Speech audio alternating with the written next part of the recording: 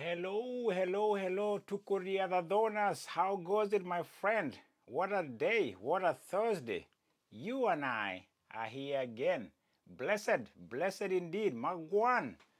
Happy day, oh, happy day. Yes, indeed. Listen, engage me here, okay? You subscriber, you viewer, don't hesitate to be one. Don't be left out on this train to Tokyo and beyond because athletics never cease to exist beyond the events that happen around the world. Well, as we speak of events, let's go back a little bit to a wet Wednesday in Lausanne, Switzerland. It rained from above and from below. I thought I'll see Noah himself. That stadium was soaked wet. Check some clips of some races. Wow, flooded, miserable. Atrocious weather in Lausanne yesterday in Wonder Diamond League. Oh my goodness, what about that for an event in Europe? Well, you're in Switzerland, you're in Europe, expect that. Extremities sometimes. Wow, I tell you what, those athletes were just saying, get me out of this, get the race over with. I don't care, get me back to the hotel. You could see their faces.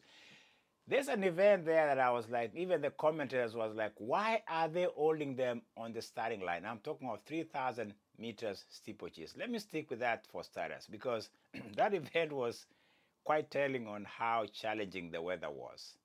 The elements on your face, on your head, underneath, everywhere. You could see some athletes just saying, oh my God, I didn't sign up for this. Indeed, they did because they were being held on the starting line. One of them stepped over. They were to be recalled. They were there for a few minutes. I was like, come on, organizers. These guys have been warming up. Then you have to take your outfit where you warm up in and get into your racing gear. You get your bib number. You're in the waiting room. It could be a dry place. Then they send you out. Send you out the stadium. That was just pathetically bad. Well, professionals, unless it's thundering or lightning, I guess it goes on because remember, this is a huge event. It's a one time, it's a one night, 3 hours, maybe at most, got to go on. Wow, 3,000 steeplechase. Doris Lemgole, national champion, collegiate athletes from the Tide of Alabama. He didn't care for her, sorry, Doris. She took the tide on. She sailed in the tides in the 3,000 steeplechase. It was watching some of these ladies just saying, oh my goodness, pa, pa, pa. Visibility was quite interesting too because you could tell them wiping their faces. And then in steeplechase, of course, you have to go through the water barrier. So from below and from above, they were getting smothered by the elements. Wow, 3,000 indeed it was. I think it was almost comical watching 3,000. And I think it's dangerous too when you think about it, because if you step on the barrier that is wet and you slide on it, wow. I got to say, man, this is where you say, you know what, have a life insurance. Make sure your medical things are covered because let's just stay with the event. Doris did what she had to do. She noticed that there was no competition. There were no pacemakers. There are these green lights that were hoping that she would run at least 9 minutes. I think she ignored that at a certain point because it was a matter of surviving the 3,000 steeplechase. She opened a gap at a certain point. She started looking behind. She kept pounding it. She did a good job. I think it was like 5:25 for 5K, 2K. She did what she had to do. And I think this really starts to solidify a story or a way, a stardust going to Tokyo because, national champion, NCAA national champion, she wins another race in the Diamond League, which really unlocks some of those things in your head from college to professional level. And, it doesn't matter whether there was competition. There was an Ethiopian who was supposed to be competition, but she faded too. I remember, what was her name? Ayewi? Something like that. I don't remember. I don't even remember. All I remember is the rain. It was pouring indeed. Well, Doris, she did a good job. Lemgole, 9:15 was the winning time. It doesn't matter. She does that. She put something on her head. I did it. in Lausanne, in those conditions, is good for your mental fortitude. You know, when you run against elements that are just challenging, and then you win, and you are from Alabama, you are from this is your first time in Europe, you're a young athlete, and you're going to Tokyo. So now you're seeing that going to Tokyo, Doris is like, I can run, I can race against anybody. Right now, that is good for her. Of course, there was no the Yavis of this world, the Cheputh of Uganda, the Kenyan, the babyface, now grown-ass woman, Faith Cherotich was not there. It doesn't matter. You do what you have to do. She did that. Good for her. There you go, Doris Golden 3,000 steeplechases. Wow. As wet as that thing was, I'm going to go back to 100 meters. I'm going to just switch slowly, go to 100 meters. Noah Lyles is 3-0 when he starts 100 meters thus far this year. He hasn't beaten anybody in 100 meters. I tried to make a case for it the other day before the event. I said, maybe because the smart one, Keshawn Thompson, Jamaican, must have seen the weatherman and says, it's not good for me. Maybe I'm getting out of here. This weather is horrible. So Keshawn Thompson, who had beaten Noah Lyles in Celestial the other day, skips this one, but leaves a dangerous guy who has beaten Noah Lyles already in London. I'm talking of Oblique Seville. He knows how to do his thing against Noah Lyles. He's 2-0 this season against Noah Lyles. He gets off the block like he wants to go back to the hotel. I think he was racing to the hotel room where this kid, Oblique, obliterated. Wow, I like when I do that. He does that. He just takes the competition to another level and just boom, he's gone. I think Noah Lyles has been struggling against this guy. If you've watched races back to back with him, he's a great starter. The first 50 minutes, Oblique. He was goner. And Noah Lyles is trying to catch those gears. They were not capable. He goes second. The guy wins in 10. 10-6 was the win. No, 9-6 was the win. No, let me take it back. Is it 9? I think the winning time was 9-6-8. That is spectacular in those conditions. The weather was not for sprinters at all. They like it warm. The Jamaican doesn't care against snow. This is what motivates him, I think. When he sees Noah Lyles on his side, he's like, not today, Satan. Oh, okay. That's what he might have said. Jamaican 2-0 against Noah Lyles. Noah Lyles is still not sharp enough in 100 meters. His starting hasn't been great. The only races he's done very well is 200 against Lesigo Tebogo, the gold medalist from Botswana, and against Kung Fu Kenny Benarek in the national championship. Those are the only events Noah Lyles has done well at 200.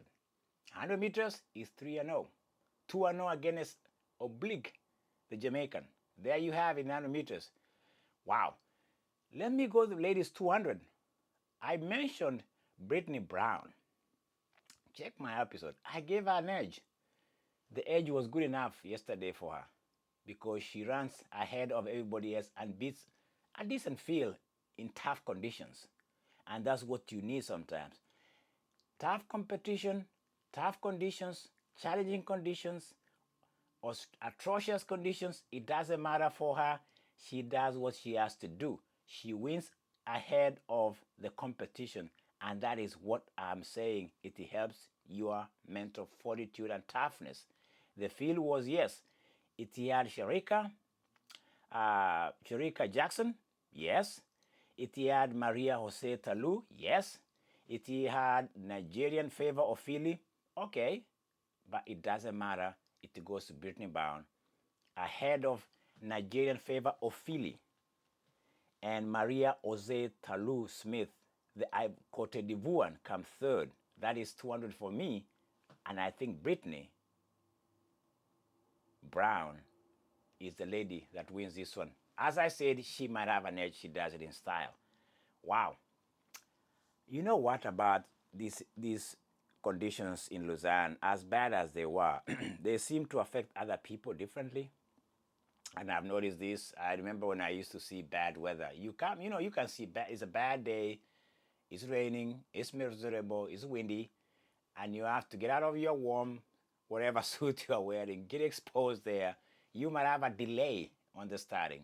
So you're back and forth, and it affects you mentally. But I don't think it affects Keely Hodgkinson, the Brit, in a 800, because this is where you start to build character, you start to build winning mentality, you start to say, against all odds, I'm going to do what I have to do to win. Keely Hodgkinson is on a second winning streak right now in the 800 meters. We can talk of having not raced all year. We can talk about injuries.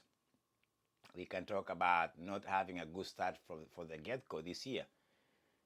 155 again here in Lausanne. Keely Hodgkinson, I've called her the queen of 800 right now because, of course, she's from Britain. We have to give her those special names. I'm doing it. Well, she could be the young queen in this one. But yeah, she does. She responds very well to maybe the naysayers, the people who are thinking she was a fluke in Silencia running 154.7. She comes here, she ran 155. She solidifies her case that going into Tokyo, I'm telling you, my friend, right now, going into Tokyo, 800 as women has been an open event until Keely Hodgkinson shows up, and she's running away with this now, and I think into the Tokyo championship, into the podium.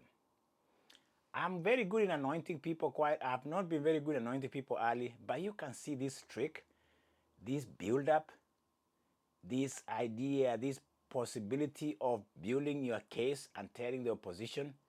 I'm going to give you a 2 seconds gap in every race right now. The field wasn't bad by the way, because in second place, I think who was the second place? Second place was a decent runner from Switzerland, Adre Wero, 157, good gap. Georgia Hunter Bell, 157. The rest, nobody cares, because what really matters is Keely is making a case. She's trying to send a very strong message in 800 meters. Talking of 800 meters, Emmanuel Wanyonyi, Josh Hoey, Max Bergen. That was a race I keenly thought had everything in favor of Wanyonyi. He went to the rabbit, he went to the pacemaker, 48, 49, I think he was at 50. You could tell, 800, let me tell you, on a rainy day, has never favored Kenyans. You can look back all you want. I've seen this every time. When it rains, when it's miserable, somebody from Kenya has a hard time. Even if coming into the event, they're always favored. David Rudisha, I remember in New York, he said he doesn't like running. I remember the quote, I don't like running in the rain. The same thing with Sakip Kateri. He struggled when it was wet conditions. I don't know anybody else, but these top 800 meters guy, they struggle in wet conditions. This for Wanyonyi was more tactical than conditions. I think if you watch that, he pushed the back, but when he pushed towards the 600 meters, he allowed Mark Arop, who is notorious when it comes to passing people. He passed him, but he doesn't clearly make it easy for Wanyonyi. He's stuck in traffic. He is, because when the sprint for home started with the whole about 50, 80 meters to go, he wanted to use what he had done before against Mark Arop. When you remember the race before, was it in Monaco or it was in London, when the gap opened in the inside and Wanyonyi took off and won the 800. There was no gap, Wanyonyi. Don't expect those gaps to be open. Nobody's opening the door for you. There's no gentleman's sport in 800 that's gonna, I'll open the door for you. Here is the inside lane now, Wanyonyi. That was a tactical error. It was one of those things when you're trapped in the inside and everybody else is trying to go on the outside to run for home. But I can tell you this, Josh Hoey, that was the smartest race I've seen him do all year. He was patient. He allowed himself a space and he shot for home. And that is what you call winning when you need to win, because it might give him what I call the repertoire. You remember the repertoire in France where they were allowing the losers from the heat to go back the next day and race, and hopefully you make the final? This could be a repertoire for Josh Hoey. It might apply to Yared Nagusa too in the 15 winning the other day in Silencia. They get those points. Maybe there's a case to be made for these two athletes going to the World Championship. You never know. Keep an eye on those points. Yes, Josh Hoey, 142 here. He beats a fast closing in Wanyonyi, who comes second, 143, and Mohamed Atoui from Spaniard. No, Max Buggin, take it back. Max Buggin comes third with 143. Very tactical race. Some errors were made by Wanyonyi because when he came out of the what I call the little prison he was trapped in, he tried to charge in for home as he did in the past. It was too late. That is a tactical error. But it's a good race for Josh Howe, the American. Good for him. Well, let me give you let's slot in a little bit into the pole vault or the field events. When it is wet, my friend, I'm just telling you this. You think it's wet for runners? You think it's miserable for people who are just running on the track around the lanes? The lane 1 was flooded. It was pouring down. Heaven came down in Lausanne yesterday, literally, in the rain. If you think it is bad for people who are running around the track, it's even more miserable for field events. You have a discus in your hand. It's a little bit of a made of very interesting material, and you have to rotate that on that circle and release. Dangerous. You have a javelin, it is wet. You are trying to throw it. Dangerous. You are pole vaulting. You're running on the runway and you are getting on the pole and going up. And then things can happen in the wetness. Grip, slide, dangerous. I'm surprised they kept the field events going. Okay? Even short put, anything, or even the runways, they are not friendly after a wet session. And I could tell these guys, jackets on, and you have to wait for your turn. You got, wait, you got like, I don't know, athletes, into a 9, 12. You have to wait for them to run. You're sitting there in the little tent, miserable. That was an event I want to report on because I was watching some of those field events. I was like, these guys look like a refugee camp. Just like cuddling themselves, hoping with towels and cleaning their items before, or their equipment before they go and throw them away. I got to tell you something. If you won yesterday in the field events, you won. You deserve to win because you found a way. And the guy who found a way was Emanuele Corrales, who cleared 6:02 yesterday. And hold on a minute. There's something that the field events were hit the hardest. I'm reading something here I forgot. By the rain, not least the women's pole vault, which had to be cancelled. Oh, thank God. Just in the second height. Yeah, dangerous indeed. I'm glad they did that. I was talking out of just thinking of safety, and I'm right. I'm looking at the documents that are coming out of that website that reports on the event. So they canceled the women's pole vault. Unfortunately for the athletes, the men's pole vault, their event was held at the center on Tuesday evening. So it was held before the rainy day. And it was it wasn't raining. So I'm going back to look at this. Wow. Yeah, so pole vault was held. Who won? I think it was Emmanuel Corrales who cleared the height of 6:02. I don't see Moro Duplatis here. Yep, I'm glad they did that. Sometimes you don't even read enough, but when you read, you're glad they didn't do pole vault on a rainy day. It's dangerous, my friend. Well, Doris Lemgole, I think for me, takes this platform to another level because I mentioned that when she won the national championship in N58 in steeplechase, the national championship NCA, and here goes a lady marching on to Tokyo. I think here this Tuko Riyadh acknowledges these young athletes that are showing us they have talent and they can compete in a big stage. It's a good one for her. Keely Hodgkinson in the 800, brilliant. Josh Hoey 800, brilliant. Brittany Brown 200, acknowledge that. And yes, it was miserable, but some people knew how to deal with misery, and they are winners. I think anybody who raced yesterday or did anything yesterday in those conditions, my friend, you are a winner, because to Korea there's like global warming or weather patterns that are just incredible, and challenging to most of us. Atrocious, miserable was the day yesterday in track and field. But winners are winners. We'll acknowledge them. Tukoriada saying, talk to this guy. This is a very, very exciting channel, my friend. You'll never go wrong if you tune in and subscribe. You're always getting what we call the sweet by and by in Tukoriada, because in subscribing, you're building a family of Tukoriada donors. On the other side of the pillow is love and beauty. Talk to you later, my friend. We march on. Be safe. Have a life. Be of good cheer. Good night, good day, good evening.